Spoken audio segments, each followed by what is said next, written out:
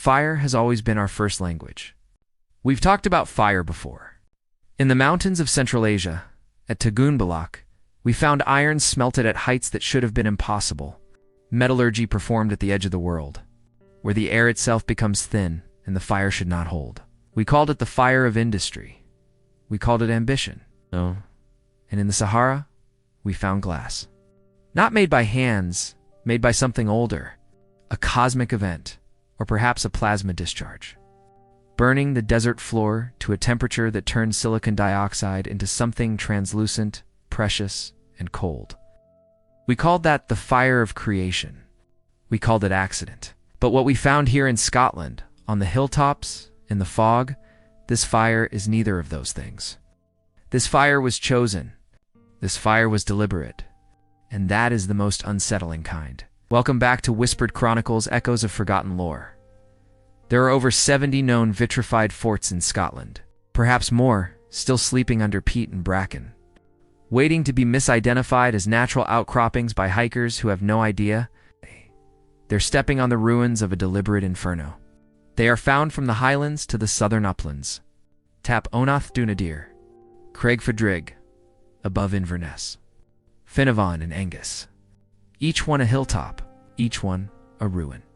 Each one bearing the same impossible signature, stone walls that were once, at some point in the Iron Age, somewhere between 700 BCE and 400 CE, so hot that the rock itself melted, not crumbled, not weathered, but melted.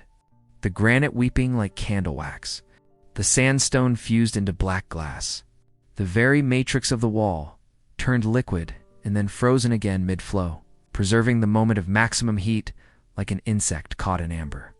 Tonight, we are going to find out why. How do you melt a mountain? Let's establish something immediately, because without this, nothing that follows makes any sense. Granite does not melt easily. Granite is a crystalline igneous rock.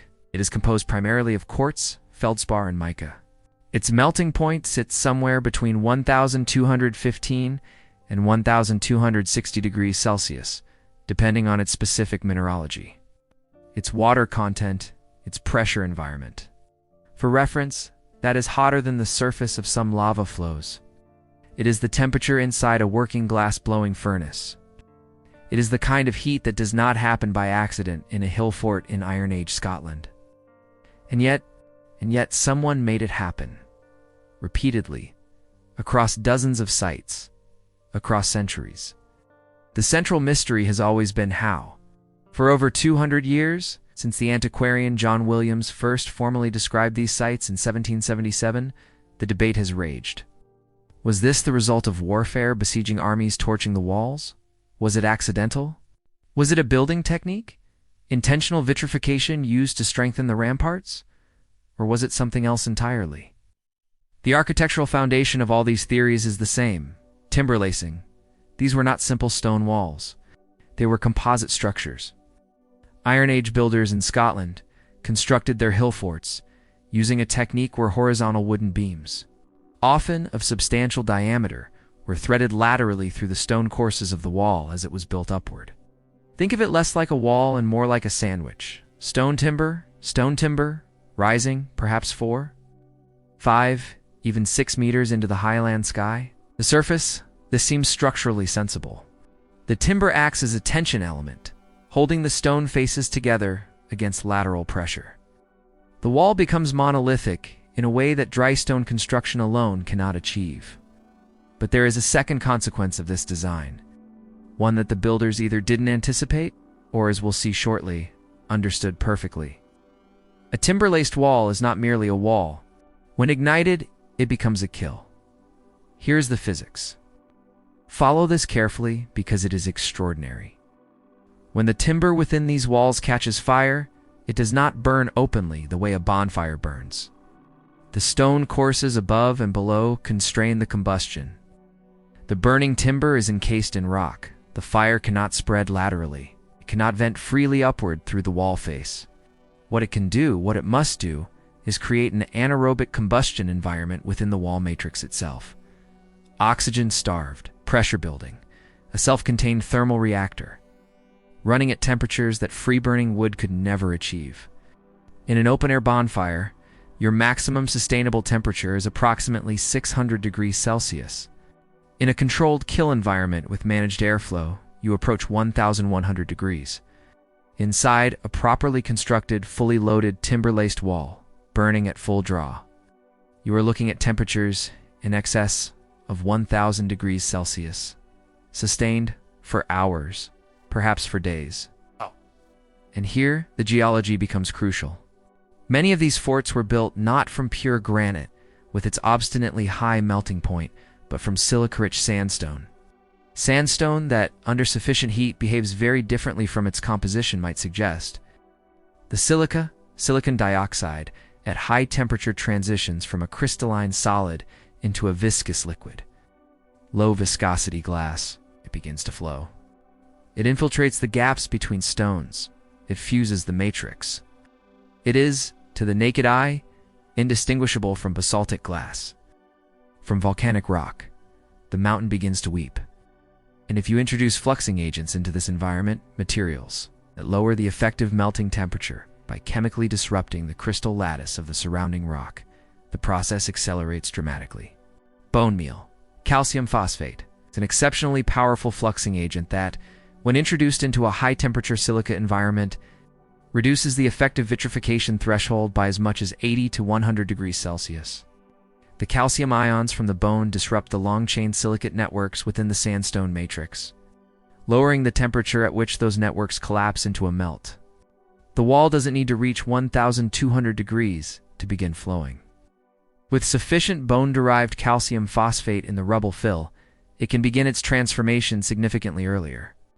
Where does bone meal come from at a hill fort? It comes from the inhabitants, their butchery waste, their middens, their ritual deposits, where they're intentionally introduced into the wall matrix as a deliberate flux, or simply present as organic contamination in the centuries of rubble fill. The effect is the same. The bones of the clan's cattle, the bones of their feasts, helping to melt their walls. There is something in that image that I find I cannot easily set aside. What the science confirmed this year? For much of the 20th century, the temperature estimates for vitrified fort fires were largely inferential. Archaeologists looked at the glass, noted its characteristics, compared it to known industrial processes, and arrived at their figures through analogy and approximation. Educated guesswork, if we're being honest with ourselves. In February of 2026, that changed. University of Edinburgh's Department of Earth Sciences completed a 3-year study of vitrified material recovered from 5 Scottish hill fort sites, including Craigfadrig, Taponath, Finfanavon, using a technique called Differential Thermal Analysis, or DTA. DTA measures with extraordinary precision the thermal history of a rock sample. It does this by detecting the minute energetic signatures that remain locked within the crystalline, or formerly crystalline, structure of the material. Every phase transition a mineral undergoes leaves a fingerprint in its thermal record. Heating a sample in the laboratory and measuring when and how it transitions back through those phases tells you, in reverse, exactly what temperatures the original material experienced in antiquity. It is, in a very real sense, reading the memory of the stone. The Edinburgh DTA results confirmed an internal heat peak of 1,140 degrees Celsius, plus or minus 35 degrees. Read that again. 1,140 degrees Celsius, inside the walls of an Iron Age hill fort, built by people who, in the conventional historical imagination, lived in roundhouses, painted themselves blue, and herded cattle. Those people created, deliberately or otherwise, temperatures that approach the lower operational threshold of modern iron smelting furnaces, without bellows, without specialized furnace architecture, without ceramic crucibles or refractory linings or any of the industrial infrastructure we assume is necessary for heat on this scale. They used what they had: stone, timber, wind, and they used it with a precision that, frankly, should embarrass us. The second major 2026 development came not from the laboratory, but from the ground itself. The SCOT project, the Scottish Open Thermal Project, is a multi-institution archaeological survey that has been conducting detailed ground-penetrating radar surveys and selective excavation across 8 vitrified sites since 2023. Their 2026 interim report introduced a concept that has fundamentally restructured how we understand the mechanics and intent of these fires. They called it thermal zoning. Thermal zoning refers to the discovery that the vitrification within these walls was not uniform. It was not the random, chaotic signature of an accidental fire, or the evenly distributed signature of a deliberately torched but unmanaged blaze. Instead, the glass record within the walls shows structured, graduated heat, zones of extreme vitrification, fully melted, flowing glass, alternating with zones of merely calcined or thermally altered stone. These patterns repeat with sufficient regularity across multiple sites to suggest not chaos but intent. The hottest zones, consistently across every site studied, were not at the wall faces. They were at the wall's interior core. And below those hot zones, at the foundation level of the walls, the Scott project identified something that stopped their team cold. Ventilation shafts. Deliberately constructed gaps in the foundation stonework, not the accidental voids of settling rubble.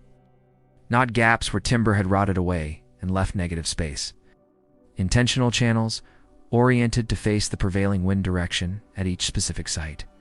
Consistent in their construction method across multiple locations, and positioned with geometrical precision directly beneath the zones of maximum vitrification in the walls above.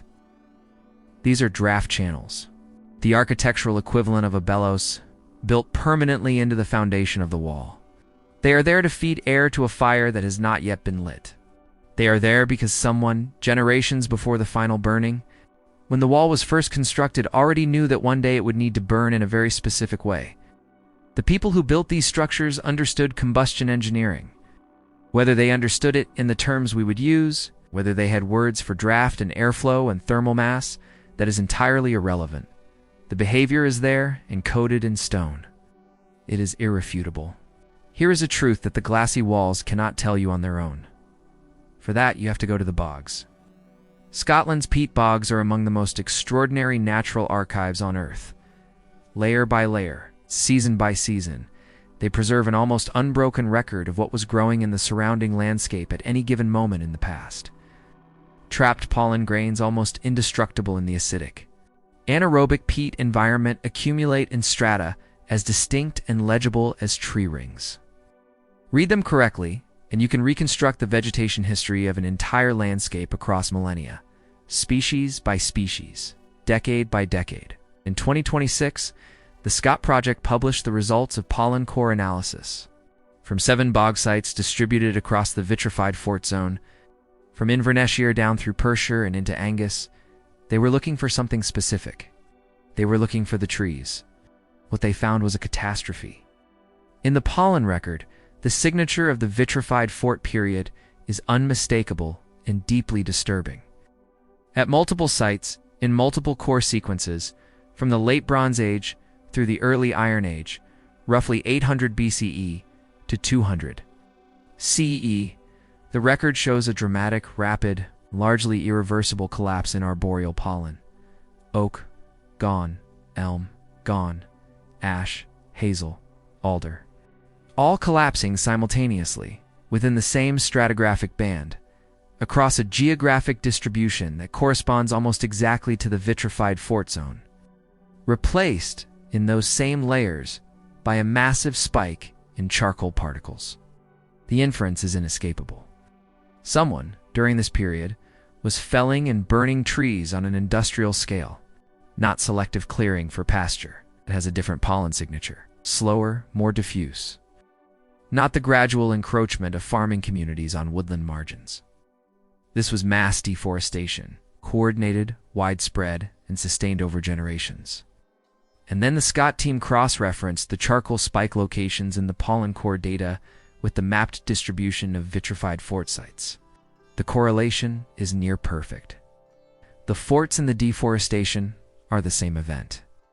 A single vitrified fort wall, based on the Edinburgh DTA thermal modeling and combustion calculations, would require somewhere between 300 and 600 tons of dry timber to achieve, and sustain vitrification temperatures for the necessary duration. That is a conservative estimate for a modest-sized fort. For a large site like Tapanoth, with its circuit wall running nearly 300 meters in circumference and its DTA-confirmed peak temperatures of over 1,155 degrees Celsius, you might be looking at thousands of tons of timber just for a single firing event. Now multiply that across 70-plus sites, across centuries of occupation, and we believe, in some cases, repeated firing and rebuilding cycles. You are talking about stripping entire hillsides, entire valley systems, removing the forest canopy from hundreds of square kilometers of highland terrain systematically over generations. The SCOT Project's 2026 pollen report used a specific phrase in its conclusions. It called the cumulative effect of vitrified fort construction and firing a highland ecological collapse. The deforestation was so severe, so sustained, that in many areas the soil structure itself was compromised.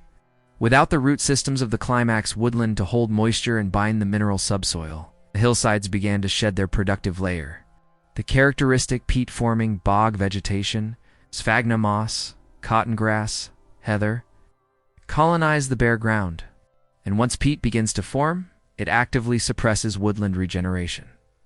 The process becomes self-reinforcing. It's irreversible on any timescale meaningful to human civilization. It's the blanket bog, that haunting, treeless, beautiful landscape we now associate with the quintessential Scottish scene is not ancient. It is not pristine wilderness.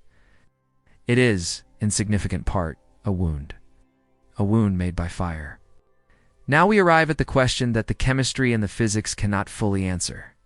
The timber lacing explains the how, the DTA confirms the heat. The ventilation shafts reveal the intent. The pollen record shows the cost. But none of it tells us the reason. Why would a people burn their own walls? The warfare hypothesis that enemy forces torch these forts during sieges has never been particularly convincing to anyone who has thought carefully about the logistics. Besieging force would need prolonged, uncontested access to the interior of the wall to load it with sufficient fuel to reach vitrification temperatures. The ventilation shafts are positioned on the inside of the circuit. The thermal zoning suggests careful management from within. And a fire hot enough to melt granite is not a practical siege weapon. It is slow to establish. It announces itself for miles in every direction with an enormous smoke column. And it destroys the very resource, a defensible hilltop with existing infrastructure, that any rational attacker would want to capture intact. Sieges are about possession.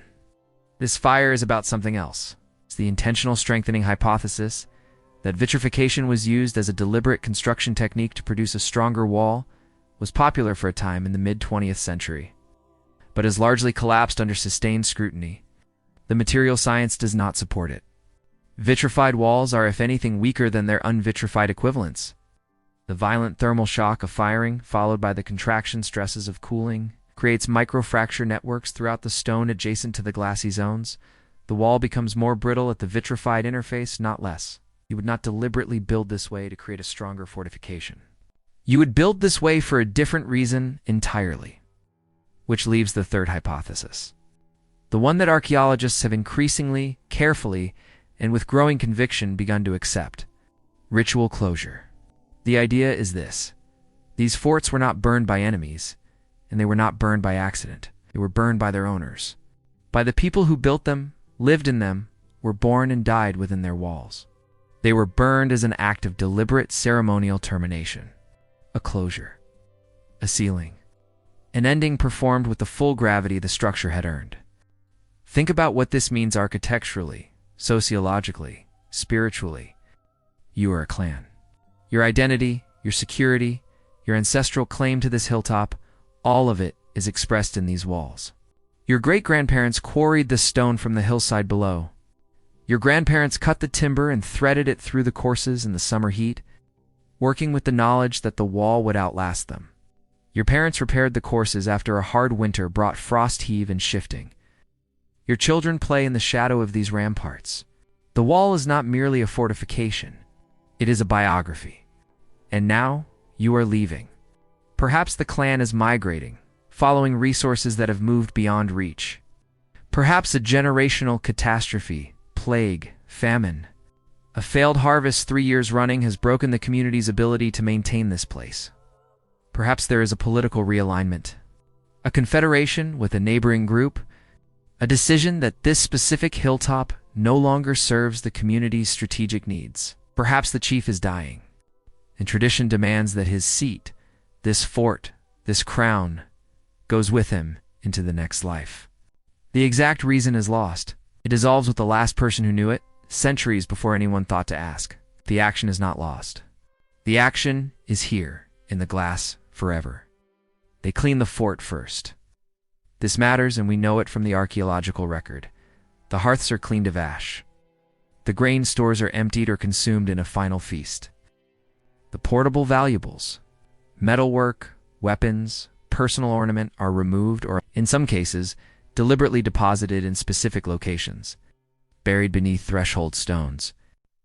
Placed in the interior fills with a care and specificity that speaks of intentionality rather than abandonment. Objects in their final resting place, not objects forgotten. Then they load the walls.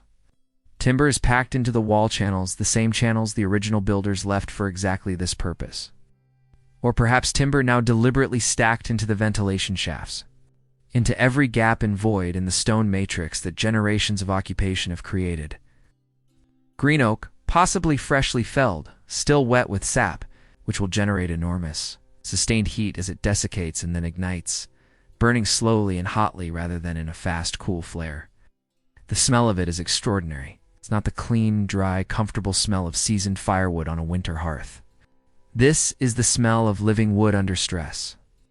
Sap, turning to steam within the sapwood channels. Green bark scalding and splitting before it can fully dry. The bitter, almost medicinal, deeply distinctive smell of oak tannins vaporizing.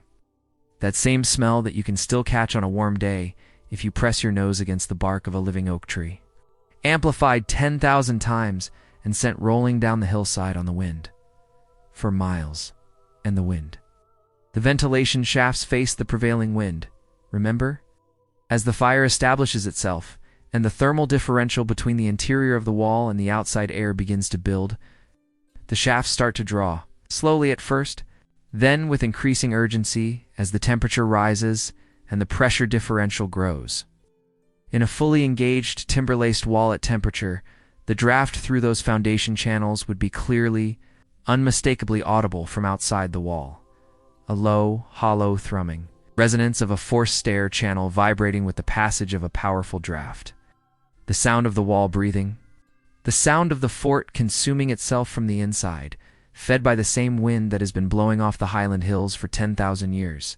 The clan watches. This is important. They do not flee from it.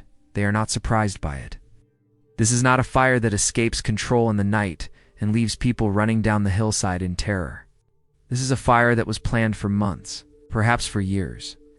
The decision made, debated, grieved over, and ultimately accepted by the community in the way that all final decisions must be accepted. Not with joy, necessarily, but with the full knowledge of what it means. The elders know when the wall has reached the right temperature. They know by the color of the heat shimmer above the rampart, by the sound changing, deepening in the ventilation shafts, by the smell of the stone itself beginning to change, the dusty mineral smell of heated silicate rock, something clean and ancient and entirely unlike the smell of burning wood. They know when the calcium phosphate from the bone-rich rubble fill has begun to flux the silica matrix, when the bonds between silicon and oxygen tetrahedra in the sandstone have begun to loosen, reorganize, slip, when the wall has ceased to be stone and has become something that is not quite liquid and not quite solid, a state of matter that exists only in this moment, in this temperature window. Between the crystalline order of cold rock and the full-flowing disorder of melt, liquid granite weeping from the walls, the stone moves. It weeps. Dark glass beads form at the wall face where the heat is most concentrated, and they run downward like slow. Deliberate tears, not the fast tears of distress, but the slow. Thick tears of something that has been carrying weight for a very long time.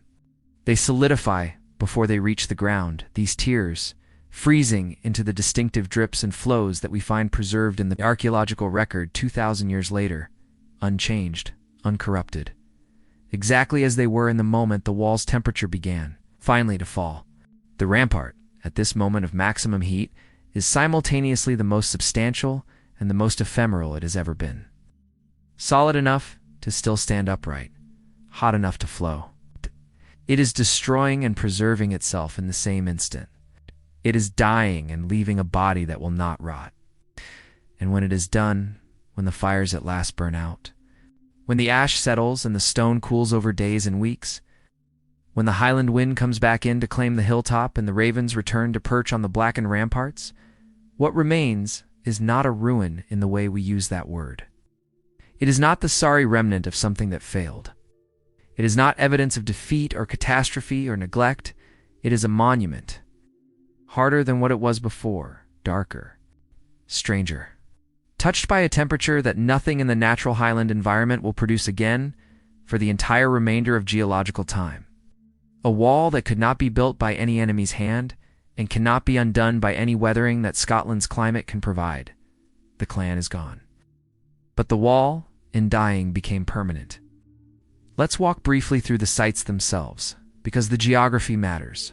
These are not interchangeable locations. Each has its own character, its own relationship with the land beneath it. Tappanoth, in Aberdeenshire. Elevation, 563 meters. The circuit wall runs approximately 270 meters and, in places, the vitrified material survives to nearly 2 meters in height. This is one of the largest and most dramatically vitrified sites in Scotland, and it sits at an altitude where, in winter, the temperature regularly drops below -10 degrees Celsius. The contrast between that cold, wind-scoured summit and the internal temperatures that once raged within its walls is almost incomprehensible to stand in front of. The Edinburgh DTA work on samples from Tappanoth returned some of the highest internal temperature readings in the entire study. A confirmed peak signature of 1,155 degrees Celsius. One site, one summit, one fire, hot enough to melt iron. Craig Fadrig. Overlooking Inverness and the Bowley Firth. This site carries an extra layer of historical resonance. It may, and the may is doing significant work in that sentence. Because the identification is disputed and the evidence is circumstantial, have been the location of the Pictish king, Bride Mac. Mahelchin's royal court in the 6th century CE, according to the life of Columba. The saint himself traveled here to attempt the conversion of the northern Picts. Columba, if this identification is correct, would have walked past those vitrified walls. He would have touched them. Run his hand over that same glassy, dark alien surface. What did he make of them? Did he understand that he was looking at the deliberate act of a people? Did the monks who accompanied him note them in their journals? We don't know. The life of Columba doesn't say. The walls predate Columba by centuries, and they outlasted him by 1,000 years, unworried by his presence or his absence. Finnevon and Angus. The vitrification here is among the most visually striking in Scotland, extensive, clearly flowing in multiple locations, with glass run drips preserved along the outer wall face. It was Finnevon examined closely in the mid-20th century that first began to convince a generation of archaeologists that vitrification could not simply be the result of an uncontrolled fire. The scale and internal consistency of the glass record here is too regular, too structured, too distributed to be explained by randomness. Someone managed this. Someone was present throughout, tending the heat, ensuring it reached and held the temperatures needed across the entire circuit. And then there are the dozens of smaller sites, unnamed or known only in local memory. No visitor center, no interpretive panels, no heritage designation, no car park at the foot of the hill. Just a hilltop and a scatter of dark, glassy stone, and the wind that has been coming across that particular hill since before the wall was built will still be coming across it long after the glass has finally weathered back to dust. These are, in some ways, the most honest of the vitrified forts. They haven't been mediated, haven't been interpreted for consumption. They still belong entirely to the landscape and to whatever private, permanent thing it was that happened there. The 2026 science has answered, with commendable precision. Several things that were previously estimated or debated. We know the internal temperatures, confirmed within 35 degrees. We know the thermal architecture, the structured zones, the managed gradient from outer face to inner core. We know the ecological cost, written in the bog pollen. We know, with considerable confidence that the ventilation shafts were deliberate and functional and oriented with intention. What we do not know, what the science, for all its extraordinary precision, fundamentally cannot tell us, is the meaning. We cannot know whether ritual closure was universal or regional, whether it was obligatory upon every abandonment or reserved for specific political or religious circumstances, whether the burning was experienced as celebration, a feast fire, triumphant send-off, a community act of thanksgiving to the land and to the ancestors, or as grief, whether it was understood as destruction or as transformation, whether the watching clan felt loss or pride or something that has no name in any language we currently speak. The Pictish and pre-Pictish peoples of Iron Age Scotland left no written record of their beliefs, their ceremonies, their understanding of death and memory, and the relationship between a community and its place. What we have is what survives in the ground and in the stone. The vitrified forts are among the most eloquent of those survivals, and yet their eloquence is of the most frustrating kind. They speak loudly, they say something profoundly important, but we cannot quite make out the words.